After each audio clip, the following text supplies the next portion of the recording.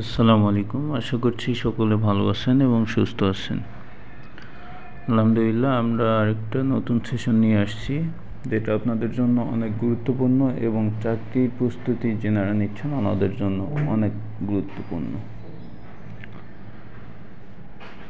ভিডিওটি শুরু করার আগে আপনাদের কাছে একটা রিকোয়েস্ট, আপনারা যদি আমাদের চ্যানেল, পেজ, গ্রুপে নতুন হয়ে থাকেন অবশ্যই লাইক, কমেন্ট, শেয়ার, সাবস্ক্রাইব করে পাশেই থাকবেন। আজকের টপিকটি হচ্ছে চট্টগ্রাম বিভাগের জেলা কতটি এবং কি কি, এটা খুব সহজে মনে রাখার উপায়, এগুলো আমরা আজকের ভিডিওতে জেনে নিব। আশা করছি সকলে ভিডিওটি না টেনে মনোযোগ সহকারে শুরু থেকে শেষ পর্যন্ত ভিডিওটি দেখবেন। তাহলে চলুন শুরু করা যাক। চট্টগ্রাম বিভাগে মোট জেলা হচ্ছে 11টি। জেলাসমূহ হচ্ছে কুমিল্লা, ব্রাহ্মণবাড়িয়া, লক্ষ্মীপুর, চাঁদপুর, নোয়াখালী, ফেনী, চট্টগ্রাম, কক্সবাজার, বান্দরবান, রাঙ্গামাটি, খাগড়াছড়ি।